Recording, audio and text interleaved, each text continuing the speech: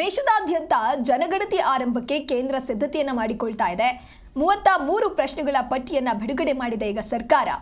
ನಿಮ್ಮ ಮನೆಗೆ ಬರಲಿದ್ದಾರೆ ಜನಗಣತಿಯ ಅಧಿಕಾರಿಗಳು. ಕುಟುಂಬದ ಮಾಹಿತಿಯ ಜೊತೆಗೆ ಜೀವನ ಶೈಲಿಯ ಮೇಲೂ ಕೂಡ ನಿಗಾವನ್ನ ವಹಿಸಲಾಗಿದೆ.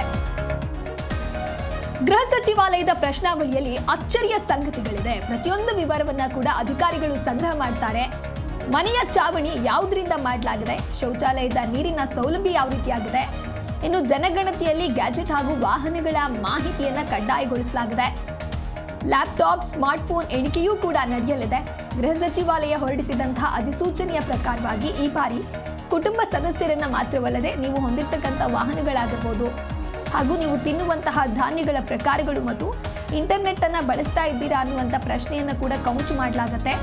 ಸರ್ಕಾರವು ಕುಟುಂಬ ಸದಸ್ಯರು ಮತ್ತು ಕುಟುಂಬದ ಮುಖ್ಯಸ್ಥರ ಸಂಖ್ಯೆಯ ಬಗ್ಗೆ ಮಾಹಿತಿಯನ್ನು ಸಂಗ್ರಹಿಸುವುದಲ್ಲದೆ ನಿಮ್ಮ ಜೀವನ ಶೈಲಿ ಮತ್ತು ಸೌಕರ್ಯಗಳ ಸಂಪೂರ್ಣ ವಿವರಗಳನ್ನು ಕೂಡ ದಾಖಲಿಸಲಾಗುತ್ತೆ.